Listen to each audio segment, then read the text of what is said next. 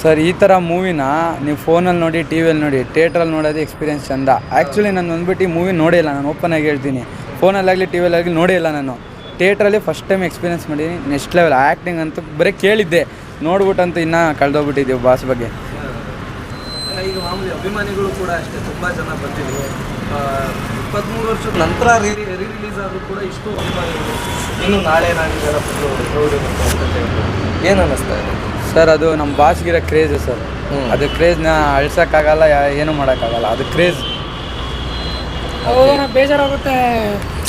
ಏನಪ್ಪ ಅಂದರೆ ಇವತ್ತು ಲವ್ ಅಷ್ಟೇ ಅದು ಇದು ಅಂತ ಇದು ಮಾಡ್ತಾರೆ. ಬಟ್ ಏನೂ ಮಾಡೋಕ್ಕಾಗಲ್ಲ, ಬಾಸ್ ಕ್ರೇಜ್ ಇದ್ದೇ ಇರುತ್ತೆ. ಬಟ್ ಆದರೆ ಇವತ್ತು ಅವರು ಹೇಳಿದ್ದಾರೆ, ಓನರ್ ಹೇಳಿದ್ದಾರೆ ಬೇಡ ಅಂತ ಹೇಳಿದ್ದಾರೆ. ಪೊಲೀಸರೆಲ್ಲ ಏನೋ ಗಲಾಟೆ ಮಾಡ್ತಾರೆ. ಹುಡುಗರೆಲ್ಲ ಡಿ ಬಾಸ್ ಅಭಿಮಾನ ಗೊತ್ತಲ್ಲ, ಗಲಾಟೆ ಅಂತೂ ಇದ್ದೇ ಇರುತ್ತೆ. ಆ ಕ್ರೇಜ್ನ ಯಾವತ್ತೂ ಕಮ್ಮಿ ಮಾಡೋಕ್ಕಂತೂ ಆಗೋದೇ ಇಲ್ಲ. ಕರ್ನಾಟಕ ಗಜ ಅಂತ ಹೇಳ್ಬೋದು ನಮ್ಮ ಬಾಸ್ನ. ಆದರೂ ನಾನು ಒಂದು ಹೇಳೋಕ್ಕೆ ಇಷ್ಟಪಡ್ತೀನಿ, ನಮ್ಮ ಬಾಸ್ ನೋಡ್ತಾರೋ ನೋಡೋಲ್ಲ ಗೊತ್ತಿಲ್ಲ, ಬಟ್ ನಮ್ಮ ಬಾಸು ನಮ್ಮ ಜೀವ. ತಂದೆ ತಾಯಿ ಬಿಟ್ಟರೆ ಫ್ರೆಂಡ್ಸು ನಮ್ಮ ಬಾಸು ಎಲ್ಲ ಒಂದೇ ಸಮಯ ನೋಡೋದು. ನಮ್ಮ ಬಾಸ್ ಅಂತೂ ಗ್ರೇಟ್ ಅಣ್ಣ, ಅವ್ರಿಗೊಂದು ಹ್ಯಾಂಡ್ಸಪ್ ಅಂತ ಹೇಳ್ಬೇಕು. ನಮ್ಮ ಬಾಸ್ಗೋಸ್ಕರ ನಾನು ರೀಲ್ಸ್ ಮಾಡ್ತೀನಿ, ಅಡ್ವಾನ್ಸ್ ಹ್ಯಾಪಿ ಬರ್ತ್ಡೇ ಅಂತೆಲ್ಲ ಮಾಡ್ತೀನಿ. ನಮ್ಮ ಬಾಸ್ಗೋಸ್ಕರ ಏನು ಬೇಕಾದ್ರೂ ಮಾಡ್ತೀವಿ. ನಮ್ಮ ಬಾಸ್ಗೋಸ್ಕರ ಪ್ರಾಣ ಬೇಕಾದ್ರೂ ಕೊಡ್ತೀವಿ. ಅದಂತೂ ಖಂಡಿತಣ. ನಮ್ಮ ಬಾಸು ಬರ್ಡೇ ಮಾಡ್ಕೊಳ್ಳ ಅಂತಂದರು, ಅದೊಂದು ಸ್ವಲ್ಪ ಬೇಜಾರಾಯಿತು. ಒಂದಿನ ಮೀಟ್ ಆಗ್ತೀನಿ ಅಂತ ಹೇಳಿದ್ದಾರೆ. ಆ ದಿನ ನಾವು ಹೋಗ್ತೀವಿ ಖಂಡಿತ. ನಮ್ಮ ಬಾಸ್ನ ನೋಡಿ ಒಂದು ಸೆಲ್ಫಿ, ಒಂದು ಫೋಟೋನಾದ್ರೂ ತೆಗಿಸ್ಕೋಬೇಕು ಅಂತ ಒಂದು ಹೇಳೋಕ್ಕೆ ಇಷ್ಟಪಡ್ತೀನಿ. ನಾನು ಆ್ಯಕ್ಟರ್ ಆಗಬೇಕು ಅಂತ ತುಂಬ ಇಷ್ಟಪಡ್ತೀನಿ. ಎಷ್ಟೊಂದು ಒದ್ದಾಡ್ತೀನಿ.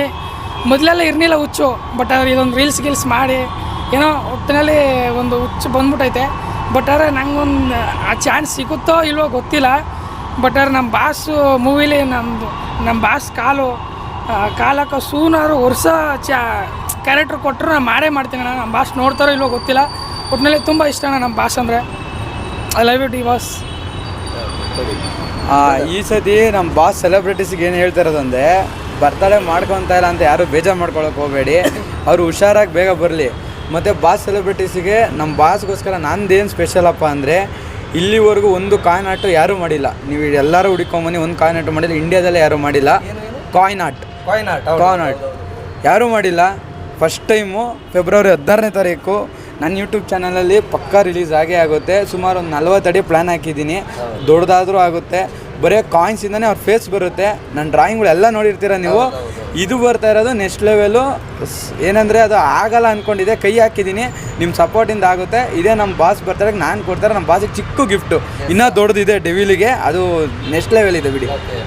ಅಭಿಮಾನಿಗಳು ಕೂಡ ಅಷ್ಟೇ, ದಯವಿಟ್ಟು ಎಲ್ಲರೂ ಇವರೇನೀಗ ಒಂದು ಕಾಯಿನ್ಸಲ್ಲಿ ಇದನ್ನು ಮಾಡ್ತಾ ಇದ್ದಾರೆ, ಅದಕ್ಕೆ ಎಲ್ಲರೂ ಕೂಡ ಸಪೋರ್ಟ್ ಮಾಡಿರ್ತಾರೆ ಅಂತ ಅಂದ್ಕೊತೀವಿ. ಸೊ ಇದೇ ರೀತಿ ಸಪೋರ್ಟ್ ಮಾಡ್ತಾ ಇರಿ ಕೂಡ. ಈ ಸರಿ ಬರ್ಡೇ ಆಚರಿಸ್ಕೊತಾ ಇಲ್ಲ. ಹೋದ ಸತಿ ಬರ್ತಾರೆ ನಾನು ತುಂಬಾಟ್ ಮಾಡಿದ್ದೆ, ಫ್ಯಾನ್ಸ್ ತುಂಬಿಂದ. ಅದು ಯಾರೂ ಮಾಡಿರಲಿಲ್ಲ. ನಾನು ಇನ್ನೊಂದು ಏನು ಹೇಳೋದಂದರೆ, ನಮ್ಮ ಬಾಸಿಗೆ ಏನೇ ಮಾಡಿದ್ರು ಫಸ್ಟು ನಾನೇ ಮಾಡಿರಬೇಕು, ಡಿಫ್ರೆಂಟಾಗಿ ಮಾಡಿರಬೇಕು ಅಷ್ಟೇ. ಹೌದು, ಅಷ್ಟೇ ನಮ್ಮ ಬಾಸಿಗೆ. ಅದು ಈ ಸತಿ ನಾನು ಚಿಕ್ಕ ಗಿಫ್ಟ್ ನಮ್ಮ ಬಾಸಿಗೆ ಕೊಡ್ತಾ ಇರೋದು, ಕಾಯಿನ್ಸ್ ಅದು. Thank you. ಒಂದು ಹೇಳೋಕ್ಕೆ ಇಷ್ಟಪಡ್ತೀನಿ ಅಂತಂದರೆ, ನಮ್ಮ ಬಾಸ್ ಅಭಿಮಾನಿ ಅಂತಂದರೆ ಎಲ್ಲೋ ಪ್ರೀತಿ ಉಕ್ಕಿ ಬಂದ್ಬಿಡುತ್ತೆ. ನಮ್ಮ ಬಾಸ್ ಬಗ್ಗೆ ಹೇಳ್ಕೋಬೇಕು ಅಂದರೆ ಪ್ರೀತಿ. ನಮ್ಮ ಕೆಲಸ ಮಾಡೋ ಜಾಗದಲ್ಲೂ ಅಷ್ಟೇ ನಮ್ಮ ಡಿ ಬಾಸು ಅಂತ ಹೇಳ್ಕೊಳ್ಳೋದು. ಕೆಲವೊಬ್ರು ಹೇಳ್ತಾರೆ, ಏನೋ ಬಾಸು ಅಂತದ್ದು ಏನಾರು ಕೊಟ್ಟಿದ್ದಾನ ಅಂತ ಹೇಳ್ತಾರೆ. ನಮ್ಮ ಬಾಸು ಕೊಡೋದು ಬೇಡ. ನಮ್ಮ ಬಾಸು ಎದೆ ಮೇಲೆ ಅಚ್ಚೆ ಹಾಸ್ಕೊಂಡಿರೋದು ಸಾಕು. ಓಕೆನಾ? ಅಷ್ಟೇ. ನಮ್ಮ ಬಾಸ್ ಬಗ್ಗೆ ಹೇಳ್ಬೇಕು ಅಂದ್ರೆ ಒಂದು ಸ್ವಲ್ಪ ಹೆಮ್ಮೆನೇನ. ನಮ್ಮ ಬಾಸ್ನ ಒಂದು ಸ್ವಲ್ಪ ಮೀಟ್ ಮಾಡಬೇಕು ಅಂತ ತುಂಬ ಇಷ್ಟ. ಒಂದು ಹಗ್ ಮಾಡಿ, ಒಂದು ಕಿಸ್ ಮಾಡಿ, ಒಂದು ಫೋಟೋ ತೆಗಿಸ್ಬೇಕು ಅಷ್ಟೇಣ. ಅದು ಬಿಟ್ಟರೆ ಏನೂ ಇಲ್ಲ. Thank you so much. Okay, ಒಳ್ಳೆಯದಾಗಲ್ಲ. ಇವ್ರು ಹೇಳಿದ್ರು ಬಾಸ್ ಏನು ಮಾಡೋರೆ ಅದರಿಂದ. ನಾನು ಹೇಳ್ತೀನ, ಬಾಸ್ ಹೆಸರು ಯೂಸ್ ಮಾಡಿ. ಅವ್ರು ಡೈರೆಕ್ಟು ಇಂಡೈರೆಕ್ಟಾಗಿ ಅವ್ರ ಸಪೋರ್ಟ್ ಇದ್ದೇ ಇರುತ್ತೆ. ಯಾವುದೇ ಕಾರಣಕ್ಕೂ ಅವ್ರ ಕೈಯಂತೂ ಬಿಡೋಲ್ಲ. ಬರೀ ಅವ್ರ ಹೆಸರು ತೊಗೊಳ್ಳಿ. ಹೆಸರು ತೊಗೊಂಡಾದ್ಮೇಲೆ ಹಂಗೆ ಹೋಗ್ಬೇಕು, ವಾಪಸ್ ಉಲ್ಟಾ ಹೊಡಿಬೇಡ್ದು. ಉಲ್ಟಾ ಹೊಡೆದ್ರೆ ಎಷ್ಟು ಮೇಲೆ ಹೋಗಿರ್ತೀವೋ ಅಷ್ಟು ಡಬಲ್ ಕೆಳಗಡೆ ಬಂದುಬಿಡ್ತಾರೆ. ಅವ್ರ ಹೆಸರು ತೊಗೊಂಡ್ರೆ ಡೈರೆಕ್ಟ್ ಇಂಡೈರೆಕ್ಟಾಗಿ ಅವ್ರ ಸಪೋರ್ಟ್ ಇದ್ದೇ ಇರುತ್ತೆ. ಅದು ನನಗೆ ಎಕ್ಸ್ಪೀರಿಯೆನ್ಸ್ ಆಗೈತೆ. ಇವೆಂಟ್ಗಳೆಲ್ಲ ಹೋಗಿ ತುಂಬ ಹೆಲ್ಪ್ ಮಾಡಿದ್ದಾರೆ. ಬಾಸು ಪ್ರಮೋಷನ್ ಕೊಟ್ಟಿದ್ದಾರೆ, ಎಲ್ಲ ಮಾಡಿದ್ದಾರೆ. ಬಟ್ ಇವಾಗ ಯಾರೂ ಬರೋಲ್ಲ. ಬಟ್ ಅವರು ವೀಡಿಯೋದಲ್ಲಿ ಇವಾಗ ಬರ್ತ್ಡೇ ಕ್ಯಾನ್ಸಲ್ ಮಾಡ್ಕೊಂಡು ಅಂತ ಹೇಳೋರಲ್ಲ, ವೀಡಿಯೋದಲ್ಲಿ 3 ಜನ ಕೇಳೋದು. ರಕ್ಷಿತಾ ಮೇಡಮ್ಗೆ, ಆಮೇಲೆ ರಿಚಿತಾರಾಮ್ ಮೇಡಮ್ಗೆ, ಆನೆಬಾಲ ಥರ ಇರೋ ಧನ್ವೀರ್ ಬಾಸ್ ನೋಡ್ತಿರೋ ಇಲ್ವೋ ಗೊತ್ತಿಲ್ಲ. ಬಾಸ್ ಬಿಟ್ಟರೆ ಧನ್ವೀರ್ ಭಾಷೆ ಅಣ್ಣ ಸೆಕೆಂಡು. ಅದೇ ಅಲ್ಲಪ್ಪ, ಇಡೀ ಅಭಿಮಾನಿಗಳಿಗೇನೆ ಹೇಳಿದ್ರಲ್ಲ ಅವರು, ಇಡೀ ಅಭಿಮಾನಿಗಳಿಗೆ ನಾನು ಅದೇ ಚಿರಋಣಿ ಆಗಿರ್ತೀನಿ. ಅಭಿಮಾನಿಗಳಿಗೆ ಹೇಳ್ತಾರೆ, ನಾ ಅಭಿಮಾನಿಗಳು ಹೇಳಲಿಲ್ಲ ಅಂದರೂ ನಾವು ತಲೆನೇ ಕೆಡಿಸ್ಕೊಳ್ಳಲ್ಲ. ನಮ್ಮ ಬಾಸ್ ಥ್ಯಾಂಕ್ ಯು ಹೇಳೋದೇ ಬೇಡ ಆಯಿತಾ.